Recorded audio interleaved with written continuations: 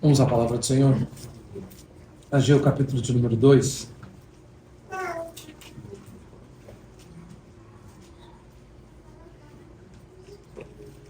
Versículo de número 10 em diante. Ao 24º dia do mês nono, no segundo ano de Dario, veio a palavra do Senhor por intermédio do profeta Ageu, dizendo: Assim diz o Senhor dos Exércitos: Pergunta agora aos sacerdotes a respeito da lei. Se alguém leva carne santa na orla de sua veste, e ela vier a tocar o pão, ou no cozinhado, ou no vinho, ou no azeite, ou em qualquer outro mantimento, ficará isso santificado? Responderam os sacerdotes: Não. Então perguntou Ageu: Se alguém que se tinha tornado impuro pelo contato com um corpo morto tocar em alguma dessas coisas, ficará ela imunda? Responderam os sacerdotes: Ficará imunda. Então prosseguiu Ageu: Assim é este povo, e assim esta nação perante mim, diz o Senhor. Assim é toda a obra das suas mãos, e o que ali oferecem, tudo é imundo. Agora, pois, considerai tudo o que está acontecendo desde aquele dia. Antes de pôrdes pedra sobre pedra no templo do Senhor, antes daquele tempo, alguém vinha a um monte de 20 medidas e havia somente 10. Vinha ao lagar para tirar 50 e havia somente 20. Eu vos feri com queimaduras e com ferrugem e com saraiva em toda a obra das vossas mãos. E não houve entre vós quem voltasse para mim, diz o Senhor. Considerai, eu vos rogo, desde este dia em diante, desde o 24º dia do mês nono, desde o dia em que o Senhor se fundou no templo do Senhor, considerai nestas coisas. Já não há semente no celeiro. Além disso, a videira, a figueira, a romeira e a oliveira não têm dado seus frutos, mas desde esse dia vos abençoarei. Veio a palavra do Senhor segunda vez a Ageu, ao 24º dia do mês, dizendo: Fala a Zorobabel, governador de Judá: Farei abalar o céu e a terra, derribarei o trono dos reinos e destruirei a força dos reinos das nações. Destruirei o carro e os que andam nele. Os cavalos e os seus cavaleiros cairão, um pela espada do outro. Naquele dia, diz o Senhor dos Exércitos, tornar-te-ei, ó Zorobabel, filho de Salatiel, servo meu, diz o Senhor, eu te farei um anel de selar, porque te escolhi, diz o Senhor dos Exércitos. Amém. Amém. Irmãos, nós temos visto então nos últimos domingos a mensagem de Deus através do profeta Ageu.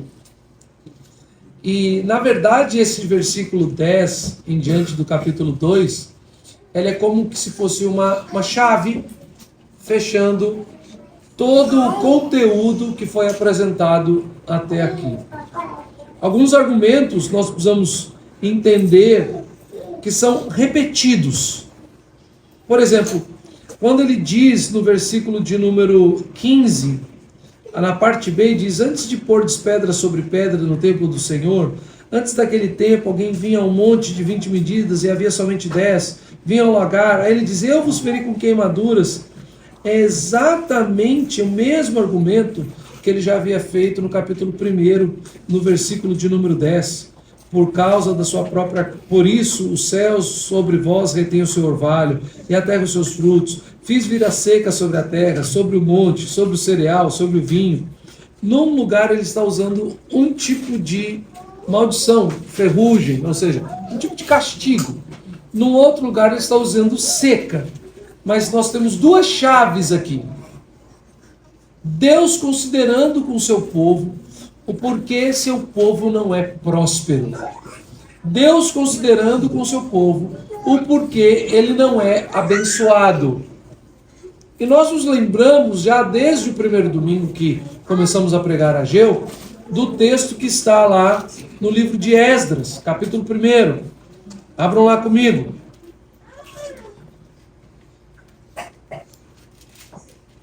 Esdras, capítulo 1, que nos dá o contexto do porquê dessa exortação de Deus contra o seu povo.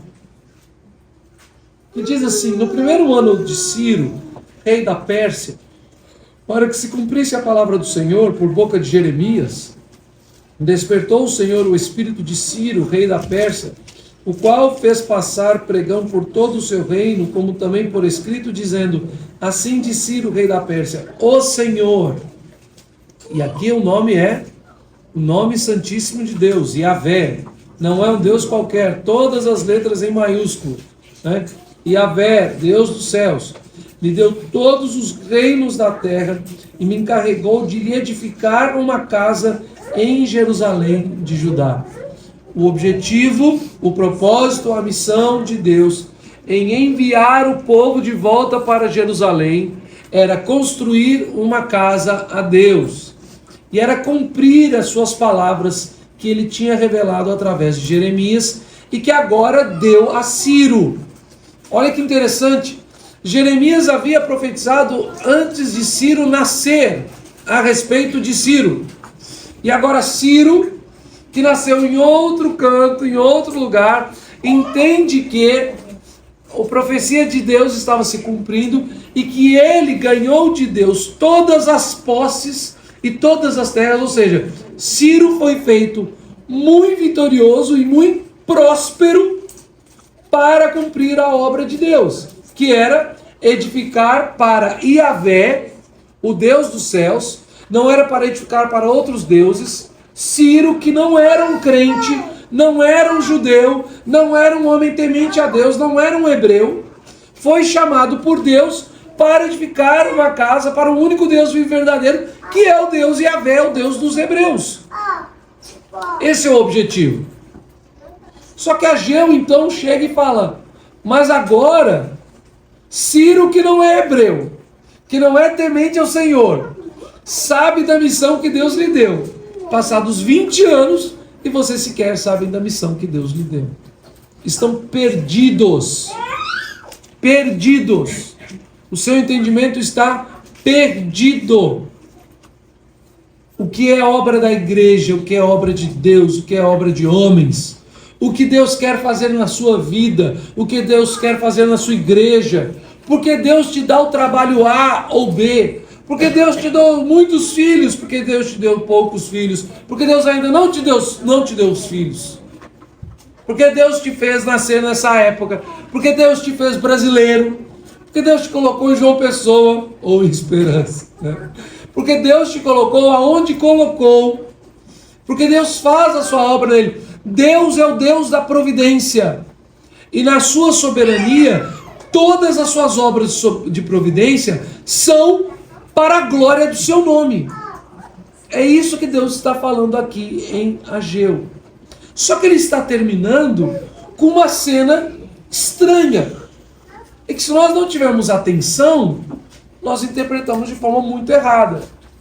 Porque ele está agora, Ageu está, da parte de Deus, consultando os sacerdotes sobre questões da lei sacrificial.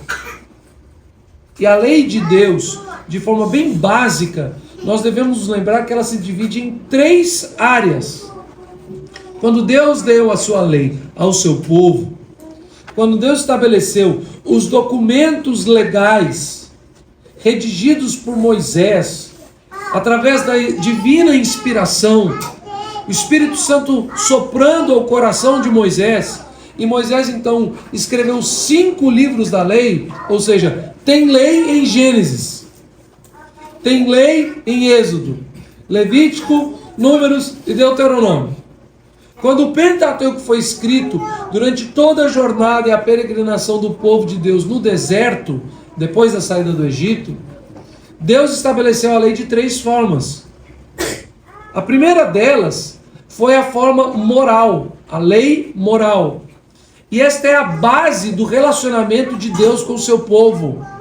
O resumo da lei moral nós temos, até de forma simples para memorizarmos, que são as chamadas 10 palavras. As 10 palavras em português nós chamamos de os 10 mandamentos. E os 10 mandamentos são a forma como Deus se manifesta para a sua relação com o seu povo. E aí você tem os 4 primeiros mandamentos, a relação de Deus com o homem, do homem com Deus. E os 6 mandamentos seguintes não são a relação do homem com o homem. É a relação de Deus no meio do seu povo. Ou seja, uma vez que um homem temente a Deus se relaciona com Deus desta forma, este homem temente a Deus se relaciona com o seu próximo desta forma. Então somente o homem que é temente a Deus e que não tem outros deuses diante dele, que não faz imagem e escultura, que guarda um dia em 7 para exclusivamente dedicar ao culto e adoração, e que tem todas as coisas do Senhor de forma santa, e o seu nome santíssimo sequer pode ser usado para coisas vãs, este homem se relaciona com todos os outros homens de forma santa, porque ele se relaciona com o seu Deus de forma santa. E ele então cumpre toda a lei do Senhor de forma santa e agradável a Deus. A segunda forma é a lei ritual. E no Antigo Testamento, todas as práticas rituais, todas as formas de culto, todos os sacrifícios, tudo aquilo que era feito perante o Senhor no dia da convocação do Senhor, nas festas solenes ao Senhor, estavam devidamente prescritas nas Sagradas Escrituras. Nenhum ritual poderia ser feito que não fosse de acordo com a ordenança do Senhor. Lembre-se, quando os filhos de Arão resolveram fazer algo mais bonito, o que eles quiseram fazer é algo mais bonito, porque tirar o fogo do altar para acender o incenso no templo era com certeza algo constrangedor, feio e mal cheiroso. Porque você pegava um altar cheio de animais queimando, onde o sangue deles era derramado, e daquele fogo você queria acender o incenso para levar à presença do Senhor, aquilo era feio, era mal cheiroso. Então o que os filhos de Arão quiseram fazer? Vamos acender um fogo à parte, não derramado sangue sobre ele, não caiu nenhum pedaço de carne. Vocês bem sabem, quando cai um pedaço de carne no fogo, quando cai uma gota de sangue no fogo, que cheiro ruim. Vamos fazer algo bonito. Mas não era prescrito por Deus. E o Senhor então os condenou e lhes tirou a vida. O Senhor leva muito a sério a lei ritual. E o Senhor usa essa lei ritual de forma didática. Só que nós temos a certeza e a instrução do Evangelho, e de uma forma até muito didática, feita pelo apóstolo Paulo na carta aos Romanos, feita pelo autor aos Hebreus de uma forma muito clara, a convicção que toda a lei ritual, ela apontava para a obra perfeita de Cristo. E uma vez que o Senhor Jesus Cristo se apresenta como sacrifício perfeito diante de Deus, nós não precisamos mais dessas leis rituais. E retornar a essas leis rituais é negar o poder da obra e a perfeição da obra de Cristo Jesus. Por que então leríamos esta parte aqui, que é uma parte nitidamente de lei ritual, não de lei moral? A lei moral não foi prescrita, muito pelo contrário. A lei moral, lembre-se bem ali dos ensinos do Senhor Jesus, que são registrados por Mateus, naquilo que é chamado Sermão do Monte. O Senhor Jesus, ele na verdade, ele agrava as implicações da lei moral. Ouvistes o que foi dito: não matarás. Eu, porém, vos digo: aquele que odeia seu irmão é assassino. Ouviste o que foi dito: não adulterarás. Eu, porém, vos digo: aquele que ora para uma mulher com olhar impuro, já adulterou com ela. O Senhor Jesus diz: É assim que o Senhor Jesus diz que não veio para revogar a lei, mas para cumpri-la. Ele cumpre a lei ritual, a lei sacrificial em nosso favor, para que o seu Espírito em nosso coração possa ser um instrumento de retidão, de constrangimento, de quebrantamento e de retidão, para que quando eu, não cumprindo a lei de Deus, pecar contra Deus e ferir a lei moral, aquilo me traga arrependimento. Eu não posso dizer que a lei moral não deve ser cumprida e abandoná-la e destratá-la. Eu posso dizer que eu não sou perfeito perante a lei moral, que eu estou em dívida com ela, mas que eu a amo porque ela preserva o meu coração. Ela me livra da perversidade. E eu então, quebrantado aos pés do Senhor Jesus, sei que Ele me perdoa e pode me purificar pela sua bondade, através da sua lei expressa nas Sagradas Escrituras. O que temos aqui diante de nós é a palavra final, então, de Deus, através de Ageu, dizendo ao povo a como este povo deveria servi-lo de forma pura. Pureza, purificação, é a instrução de Ageu ao final de sua carta. Primeiro bloco, a primeira palavra de Deus foi dizer: vocês são hipócritas. Vocês dizem que Deus ainda fará uma grande obra, por isso que vocês não estão trabalhando na casa do Senhor. E a casa de vocês é casa luxuosa, mas a minha casa está em ruínas. Vocês são hipócritas. Vocês são hipócritas. É o jovem que diz: não, pastor, eu ainda sou muito novo, mas olha, quando eu me formar em medicina, aí eu vou me dedicar a viagens missionárias à África para servir como médico lá nas minhas férias. Mas agora eu não tenho tempo, eu preciso estudar para passar em medicina. Então nem ao culto de domingo eu vou. Hipócrita. Hipócrita. Não, pastor, eu estou esperando ter um ambiente mais favorável para poder falar de Jesus na minha família. Enquanto isso, você se dedica a só falar de futebol e piadas imorais. Você é um hipócrita. A segunda coisa que Deus nos fala, e que Ageu está falando ao povo, é que o povo é fraco. Porque então eles reconheceram a sua hipocrisia, o seu pecado, se converteram ao Senhor e começaram a obedecer ao Senhor. E a obra de obediência sequer partiu deles. O texto nos diz que o Espírito de Deus acendeu o espírito de Zorobabel, do sacerdote Josué e de todo o povo. Então o Deus lhes exortou, mandando a sua palavra a um povo pecador, através do seu servo, e derramou o seu espírito para que eles lhe obedecessem. O povo agora, conduzido pelo Espírito Santo, em obediência à lei de Deus, e cumprindo o chamado de Deus para ele, se depara com a sua fraqueza, com a sua incapacidade.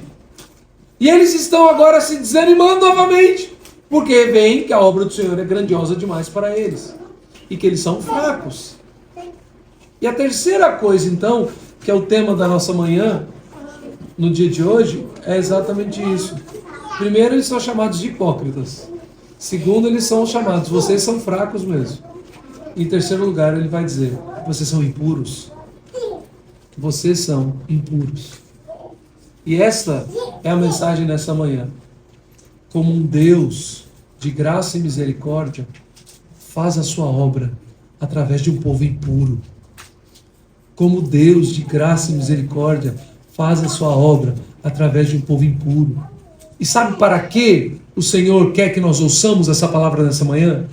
Para que nós, que ainda somos pecadores, confiemos no poder de Cristo para fazer a obra de Cristo. Para que nós não usemos dos nossos pecados e falhas como desculpas hipócritas para continuarmos na fraqueza e não corrermos atrás da força, da santidade, da bondade, da misericórdia de Deus. Porque uma vez salvos pela graça de Deus, mediante a fé, nós que não podemos ser salvos pelas nossas próprias obras, Uma vez salvos pela graça de Deus, somos salvos para praticarmos as boas obras. Então nós que somos pecadores nessa manhã, nós que somos uma igreja de homens e mulheres impuros, pecadores, com o coração dividido tantas vezes, com tantos pensamentos maus, que tão facilmente levantamos discórdia e divisão no nosso meio. Nós precisamos confiar na santidade de Cristo, que nos purifica, e no sangue de Cristo em nosso favor, e assim trabalharmos para Ele. Então a primeira pergunta que ele faz é essa.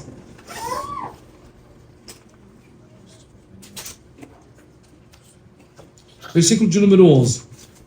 Assim diz o Senhor dos Exércitos. Pergunta agora aos sacerdotes a respeito da lei. Se alguém leva a carne santa na orla de sua veste, e ela vier a tocar o pão, ou o cozinhado, ou no vinho, ou no azeite, ou em qualquer outro mantimento, ficará isso santificado?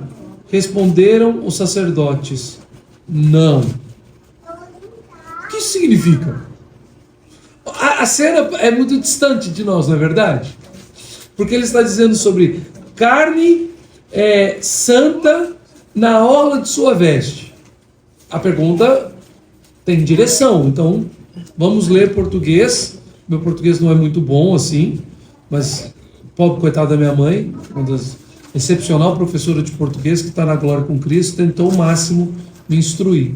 Mas ele está falando com quem? Com os sacerdotes. Quais são as vestes que tem orlas, ou seja, que tem várias bordas e pontas? As vestes sacerdotais. O que é carne santa? É a carne que vinha do altar e era a parte que os sacerdotes podiam tirar para seu próprio alimento. Entendeu? Você então tem um sacerdote e ele pega um pedaço de carne que foi cozinhado no altar e tira para o seu alimento. A lei autoriza a fazer isso. Faz parte da lei sacrificial, esse pedaço que é do sacerdote. Então o que ele tem que fazer? Como é que ele pode carregar isso? Sem trazer impurezas para essa carne. Qual é o único utensílio que ele tem que foi santificado ao Senhor e purificado com água? As suas vestes. Então ele pega aquela sua túnica sacerdotal, pega na ponta da veste, enrola e põe a carne ali. E pondo a carne ali, ele tira daquele local e leva para onde? Leva para a sua mesa para comer. E na sua mesa de refeição, né, sem querer deixar ninguém com fome, tem ali pão, um cozinhado, um vinho e um azeite e vários outros mantimentos. É importante distinguir isso, sabe por quê? Porque quando você lê a lei ritual, você vai ver que você tinha oferta de cereais, oferta de azeite, oferta com vinho, várias ofertas assim. Mas essas não eram tiradas para o alimento do sacerdote. Ou seja, quando você tira algo sagrado e traz para o uso comum, isso santifica o uso comum? Eles dizem, não. A carne que o sacerdote tira para ele é carne. A ponta da carne que ele tira para o seu alimento santifica o sacerdote? Não. O que ele está dizendo então é, aquilo que o Senhor dá como provisão do Senhor para o sustento do próprio sacerdote, para o sustento dos homens que servem na casa do Senhor, isso, por ter sido tirado daquilo que é ofertado, santifica aqueles homens? Não. Simplesmente é provisão e mantimento do Senhor. E aí ele diz assim, mas se alguém que for impuro, né? Em versículo 13, então perguntou Ageu, e se alguém que tinha se tornado impuro pelo contato com o corpo morto, tocar em alguma dessas coisas, ficará ela imunda? Responderam os sacerdotes, ficará imunda. Ou seja, a lei também falava sobre todas as práticas rituais que tinham a ver com o cuidado dos mortos. Por que tanto cuidado com os mortos assim? Porque você tem 3 partes da lei, e eu só contei 2 até agora: a moral, a ritual e a civil. Havia muitas partes da lei que elas, se você lê tudo com uma espiritualidade absurda e achando que agora nós temos que ter algum tipo de conexão conosco, você vai ter uns tropeços grandes, né? Quando o texto é registrado, é a palavra de Deus? É ensino de Deus para nós? Mas tem um significado espiritual para a sua vida cada vírgula ali? Não. Porque ele diz, por exemplo, que aqueles que estavam no acampamento, no meio do deserto, em tendas, ele diz então que aquele que queria aliviar o seu ventre deveria sair tantos passos do acampamento, cavar um buraco e fechar ali o que foi feito. Qual é o ensino espiritual para nós hoje? Nenhum. Por quê? Porque ele estava mostrando para nós que Deus é tão cuidadoso com o seu povo que ele deu leis para um povo poder caminhar no deserto com saúde. Deus é um Deus de ordem. E se você for ver outras comparações históricas com outros povos pagãos, os povos eram muito sujos. Então você tem um princípio espiritual: o povo de Deus é limpo. Isso tem a ver com o número de banhos que você toma por dia? Não. Ou seja, naquele momento que você chega em casa depois do trabalho e você tomou banho, você se tornou mais obediente a Deus? Não. Mas é uma ordem. O Deus Santo é um Deus limpo. Então esses ensinos ficam. Esse ensino da carne, por exemplo, e o que fica para nós? Não se aplica hoje. Não se aplica hoje. O ensino do cuidado com os mortos. Bom, minha mãe me ensinou que quando você vai a um velório, a um sepultamento, você chega em casa, você pega aquela roupa toda, põe para lavar e já vai direto para um banho, né? E quando o pastor fez um sepultamento e vai atender direto do gabinete pastoral? Está todo mundo impuro. Trouxe pecado e maldição sobre o povo de Deus. Não. Se ele puder passar em casa, ótimo. Se não, no mínimo troca o blazer e limpa o sapato, né? E vai lá no banheiro do gabinete pastoral e lava bem sua mão, né? Álcool gel e coisas do tipo. O que ele está dizendo, na verdade, é que eles acreditam que pelas suas próprias obras eles estão santificando todas as coisas. Primeiro, ele diz que eles não trabalham porque são hipócritas. Segundo, eles estão trabalhando, mas se veem fracos. E terceiro, o Senhor está dizendo: vocês estão trabalhando sim, mas vocês ainda são impuros. Tudo aquilo que vocês tocarem será impuro. As obras de suas mãos são impuras. Isso é fantástico, meus irmãos. Isso é maravilhoso. Não é maravilhoso, pastor, que o povo de Deus é impuro? É. Porque é na impureza do povo de Deus que nós podemos exaltar e refletir sobre a santidade de Deus. As obras das mãos do Senhor trazem bênção ao povo do Senhor por causa das obras da santidade do Senhor. A prosperidade de Ciro, lá em Esdras capítulo 1, assim como a prosperidade prometida por Deus aqui, ela não tem nada a ver com a minha prosperidade individual, mas ela, assim como a nossa impureza, ela exalta um dos atributos de Deus, que é a sua santidade, a nossa fraqueza exalta a soberania e a força de Deus. E a nossa pobreza exalta a providência de Deus. Nós precisamos entender isso. O Senhor fala sobre impureza e depois ele faz sobre providência, sobre prosperidade. E ele diz que a partir daquele momento que ele tinha lhes perseguido, a partir daquele momento, a partir daquele dia, as suas maldições sobre o alimento, sobre a colheita, sobre o sustento daquele povo cessariam. Por quê? Porque o Senhor agora está abençoando esse povo. Eles acreditavam que por ser povo de Deus, aonde eles pusessem a mão, eles abençoariam todas as coisas. Eles tinham uma crendice, e isso é muito forte nos dias de Jesus. Nos dias de Jesus, os fariseus e os escribas, eles tinham uma dissensão entre eles, mas eles tinham o mesmo pecado aqui dos dias de Ageu. Qual era esse pecado? Eles acreditavam assim: eu sou o povo de Deus. Então, onde eu, povo, puser o pé, haverá bênção de Deus. E aí Deus está amaldiçoando, castigando, e o povo não volta atrás. Os fariseus, nos dias de Jesus, diziam o seguinte: eu sou o povo de Deus. E eu entendo que, em cumprindo toda a lei de Deus, a lei ritual, a lei civil e a lei moral, em cumprindo toda a lei de Deus à risca, eu santifico, eu pessoalmente, eu, o fariseu do dia de Jesus. E eles eram muito mais focados, então, nas leis, na lei moral.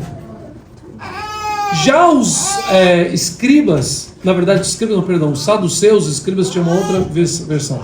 Os saduceus, eles tinham outro entendimento. A lei moral não pode me salvar. Então eu vou me salvar por qual lei? Pela lei ritual.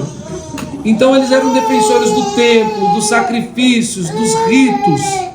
E eles achavam que podia viver a vida mais dissoluta do mundo, conquanto cumprissem os seus ritos direito. E eles diziam: enquanto eu, pessoalmente, cumprir bem a lei sacrificial, os ritos, a lei ritual, eu estou santificando essa terra, purificando a minha vida e a minha casa e trazendo prosperidade para mim. Vocês já ouviram esse tipo de linguagem em algum lugar dos nossos dias? O catolicismo romano é exatamente isso. Não importa como você vive a sua vida cotidiana. Não importa quais são as suas convicções. Não importa se você for romanista e kardecista. Não importa se você for da Umbanda, contanto que o povo da Umbanda venha ano a ano para lavar a escadaria da Igreja Católica. Lei ritual. Apegados às leis rituais.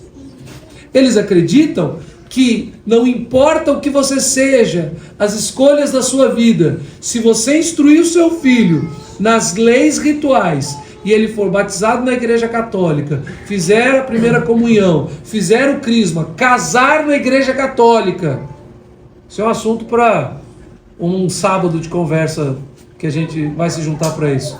Casamento na Igreja Católica é sacramento. Pastor, meu primo vai casar na Igreja Católica. É pecado você ir. Você está testemunhando e dando boa fé de um sacramento da Igreja Católica. Sabe como é que os católicos pensam a respeito? Ajuda lá na porta, gente. Essa porta está uma bênção hoje. Eu acho, Eveline, eu acho que aí na porta, Eliseu, acho que é só você destravar aquela coisa para não acontecer novamente. Tá travada não, tá? Não? Ela tá ruim mesmo? Então pode deixar aberto, gente. Não tem problema não. Que o evangelho seja propagado para todos os cantos. Eveline, pode deixar aberto. Não precisa... Tá, Contanto que alguém não venha lá de fora e feche, tá bom demais. Voltemos. Hoje está tudo fora do padrão. E a dor está fora do padrão. Aí vamos chegar até o final. Então, o que ele está... Essa mentalidade, todo mundo tem. A segunda parte da mentalidade, que se eu cumprir a lei moral, eu santifico a minha própria vida. Você nunca viu isso? Uma pessoa que diz que eu sou boa o suficiente, então eu posso alcançar o céu? A pessoa boa. Qual é o pensamento dos espíritas? Que se você fizer boas obras o suficiente, você for bom o suficiente, se não for, você vem na próxima reencadernação e dá uma melhoradinha. É assim que eles creem. É assim que eles creem. Agora a gente fica falando, olha, vamos falar então de romanista e de kardecista. Não, vamos falar de presbiteriano. Não são poucos os meus amigos de infância que na adolescência abandonaram a igreja e viveram a juventude totalmente desregrada e se casaram com descrentes, porque eram descrentes também. E aí quando tem filhos, onde eles vão? Bater na porta da igreja presbiteriana do Brasil e pedir para o pastor, que foi o pastor da infância deles. E como eu sou filho de pastor, eu ouvi isso a vida inteira, né? Aquela pessoa assim, olha, pastor, o senhor casou papai e mamãe, o senhor me batizou na infância, então agora eu estou voltando aqui para o senhor me casar com a ímpia, no contexto da igreja. Porque eu não falo dentro da igreja, porque os prédios que pertencem à nossa denominação, nenhum deles é igreja, né? Nenhum deles é templo, nenhum deles é santuário. A gente pode até falar, não, aqui é um salão que a gente reservou para culto. A gente não é uma quadra que a gente põe cadeira, mas um lugar que não tiver, que a gente pudesse reunir só alugando uma quadra de escola e colocando cadeira, ali não é igreja? Ali é igreja também. E o povo volta. Aí se casa. Aí o pastor faz aconselhamento pastoral, fazem curso de noivos, não sei o quê, se casa com um ímpio e continua vivendo na impiedade, nunca mais aparece na igreja depois do casamento. Aí tem filhos e traz os filhos para batizar. Igualzinho o povo nos dias de Ageu, achando que se eu fizer algum rito, se eu trazer algo que é sagrado para dentro da minha casa, a minha casa será próspera. Se eu tiver uma Bíblia bonita, aberta lá, em algum salmo, o 91, o 23, no meio da minha casa, aquilo santifica. Tem presbiteriano que acredita em mal olhado. É verdade. E vai falar isso contra. Sabe o que eles vão dizer? Você é um puritano, radical. O que Ageu está dizendo para esse povo, olha, vocês são hipócritas, vocês são fracos e vocês são impuros. Parem com suas crendices, parem com seus ritos. Vocês só vão ser abençoados porque eu estou no meio de vocês. Porque a partir de agora, eu derramei meu espírito sobre vocês, vocês estão trabalhando, fazendo a minha vontade, então eu vou dar para vocês prosperidade. Agora, a terceira coisa que ele fala é que ele diz então, a partir do versículo de número 20, novamente é a mesma fala que ele falou no início do capítulo 2, que nós citamos, nós lemos e pregamos na semana passada. Versículo 21. Fala Zorobabel, governador de Judá: farei abalar o céu e a terra, derribarei o trono dos reinos e destruirei a força dos reinos das nações. Destruirei o carro e os que andam nele, os cavalos e os cavaleiros cairão, um pela espada do outro. Naquele dia, diz o Senhor dos Exércitos, tomar-te-ei ao Zorobabel, filho de Salatiel, servo meu, diz o Senhor, e te farei como um anel de selar, porque te escolhi, diz o Senhor dos Exércitos. Qual é a expressão que tem aqui no versículo de número 21? Farei abalar o céu e a terra.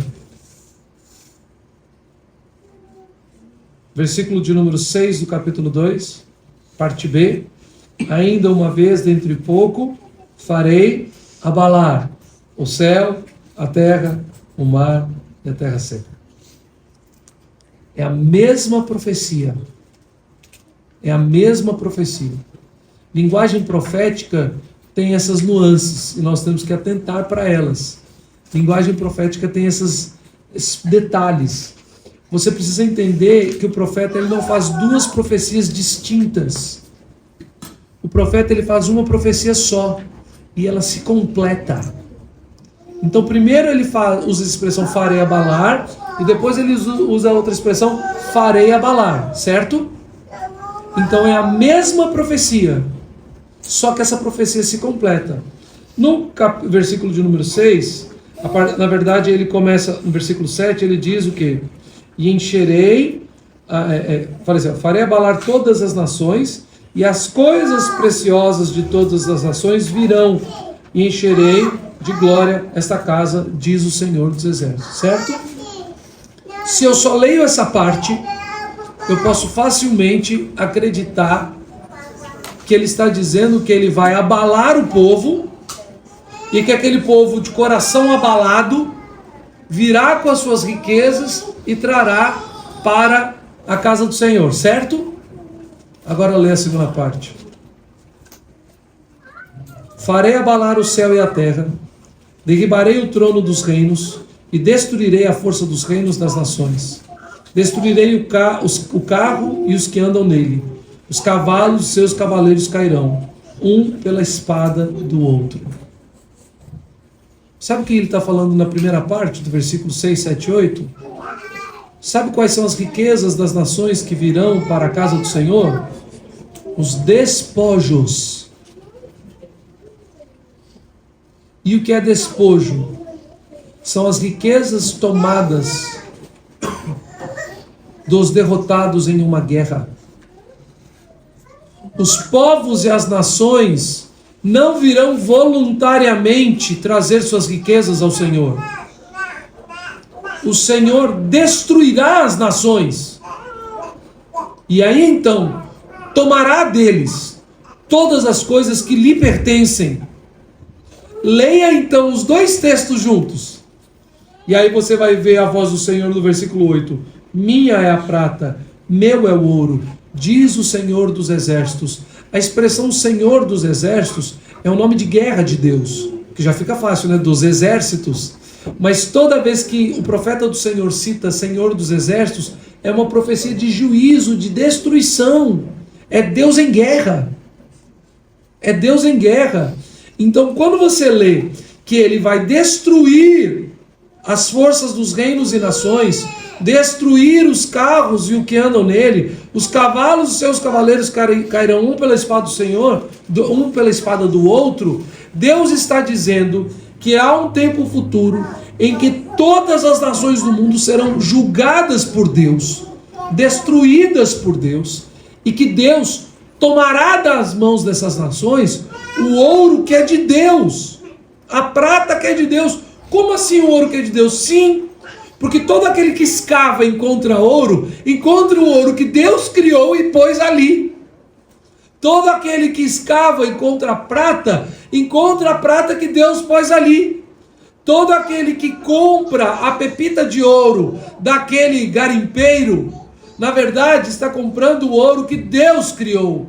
Todo aquele que forja em anel, em aliança, em brinco, em pulseira, em colar, ouro, prata e qualquer pedra preciosa, simplesmente está usando aquilo que Deus criou, que fez, e o fez pelo poder da sua palavra, e achando que aquela riqueza lhe pertence, e usando aquilo para edificar a sua casa painelada, e para a edificação e adoração dos ídolos de todos esses povos, usando suas riquezas para afligir o povo de Deus e querer destruir o nome do povo de Deus, querendo tirar da terra o único povo que clama pelo nome do verdadeiro Deus.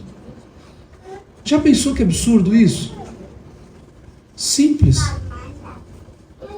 É a pessoa que entra na sua casa, toma da sua casa uma faca, lhe mata com a sua própria faca e diz: agora a casa é minha.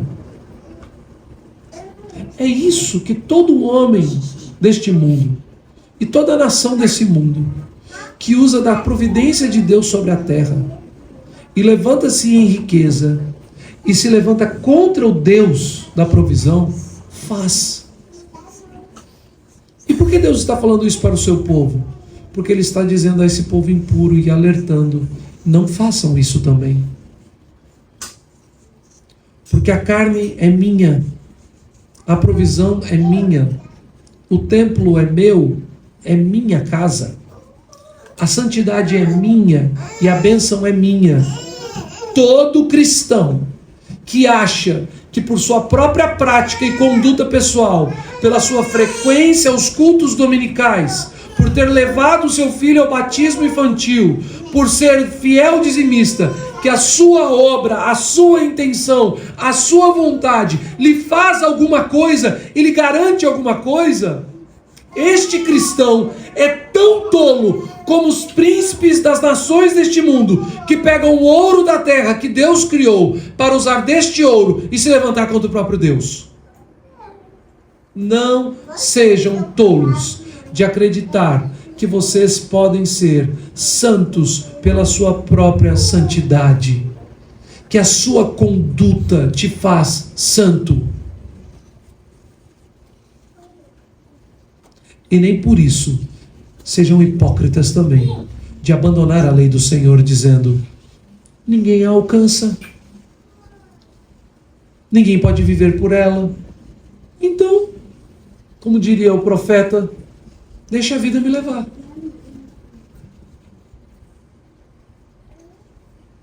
Vejam, a mensagem de Ageu são só 2 capítulos. 3 dias distintos em que Deus chama Ageu a profetizar o povo. E o que ele está dizendo à sua igreja é: a santidade é minha. Na semana passada nós falamos que Deus estava falando que a força é dele. E ele está dizendo agora para nós: a santidade é dele. Nós só somos santificados por causa da santidade de Cristo. É a presença de Cristo que nos santifica. É o sangue do Senhor Jesus que nos lava e nos purifica de todo o pecado. Meus irmãos, ao olhar para as nossas fraquezas, as nossas tribulações e olhando para as nossas impurezas, nós devemos clamar pela cruz do Calvário. Porque sem Cristo, a mais bela igreja é impura. Meus irmãos, o Rotary Club pode construir prédios maravilhosos. Os kardecistas fazem obras sociais maravilhosas. Maravilhosas. E outra, preste atenção, são, humanamente falando, admiráveis. Você vai lá onde Juliana morou, no estado de Utah, em Salt Lake City, que é a sede dos Mormons, filhos de Satanás. As suas igrejas são maravilhosas. As cidades são impecáveis. Não há sujeira. Meu sogro conta que foi lá visitar a Juliana e falou assim: até o mendigo aqui é diferente. Até a mendicância é bem organizada. Já pensaram nisso? Você vai e convive com alguns que são adventistas do 7º dia. Doutrinas falsas. Não creem no verdadeiro evangelho. Mas tem muitos que têm uma vida maravilhosa. As músicas dos adventistas são lindíssimas. Mas isso não é suficiente. Assim como o meu e o seu presbiterianismo não é suficiente. Os símbolos de fé de Westminster não são suficientes. O nosso denominacionalismo, as nossas convicções calvinistas, a nossa herança reformada não são suficientes. Só Cristo é. Então, em Cristo, nossa herança reformada é gloriosa. Em Cristo, os símbolos de fé de Westminster são bênção. Em Cristo, as nossas convicções e heranças doutrinárias são alimento espiritual, mas só pela presença de Cristo. Irmãos e irmãs, eu sei que nenhum de vocês que está aqui nesta manhã tem algum tipo de admiração ritualística ao pastor dessa igreja. Eu sei disso. Mas nós somos tão tentados a isso. E eu não estou falando por mim, honestamente falando. Mas nós temos que ter um cuidado tão grande quando nós ouvimos as pregações do reverendo Hernandes Dias Lopes. Porque ele é um homem de Deus. Suas pregações são fiéis. Mas ele é só um homem. E se não for Cristo, ele é nada. Todo e qualquer pastor, pregador famoso, que escreve livros maravilhosos, que você vai nos congressos ouvir, né? São homens e mais nada. E mesmo pastores, sem Cristo, são nada, são impuros. O pastor dessa igreja é um homem pecador. Os presbíteros da igreja de Jaguaribe são pecadores. O reverendo Estevão é pecador. As pessoas muito queridas, muito amadas, dedicadas, de vida de oração, devocional, que dão exemplo piedoso para as nossas vidas, são pecadores. A piedade que você admira naquele seu irmão, na sua irmã em Cristo, ela vem de Cristo e de Cristo somente. Os sermões nos quais você se deleita e ouve na internet para a sua edificação espiritual, vem de Cristo e de Cristo somente. Os livros de teologia que homens de Deus escrevem com tanta propriedade e que abençoam a igreja, vem de Cristo e de Cristo somente. Os grandes missionários da história da igreja espalhados pelo mundo, David Livingstone, as grandes histórias que as minhas crianças hoje já conhecem, né? Fanny Crosby, talvez a maior compositora de hinos da história, que foi cega por um erro médico aos 6 meses de idade, e que quando perguntavam para ela se ela ficava triste com aquilo, ela dizia: não, porque a primeira coisa que eu verei será a face do meu Senhor no céu. Ela não falou isso porque Fanny Crosby era melhor do que qualquer um de nós. Fanny Crosby falou isso por causa da presença de Cristo na sua vida. David Livingstone morreu pelo ministério na África por causa da presença de Cristo na sua vida. Ashbel Green Simonton veio ao Brasil para ser o primeiro missionário para a plantação da igreja presbiteriana no Brasil por causa da presença de Cristo na sua vida. A carne do sacrifício não santifica o alimento, mas Cristo santifica as nossas vidas.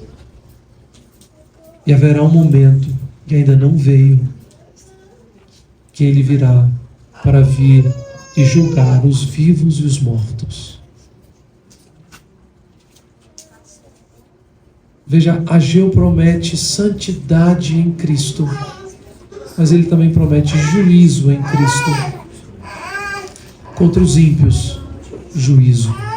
Ora, então se a santidade vem só de Cristo, e Ele julga os ímpios que não estão em Cristo, e eu sou por natureza ímpio, o que farei? Qual é a minha resposta na manhã desse dia? A única resposta que nós podemos dar é nos humilhar na cruz de Cristo Jesus e clamar: santifica a minha vida, ó Senhor Jesus. E ao final desse clamor, tendo nós ainda a certeza da nossa salvação, louvarmos: Senhor, quão grande o Senhor é, quão bondoso o Senhor é, porque o Senhor já santificou a minha vida no poder e no sangue do Teu Filho. Louvado seja a Deus.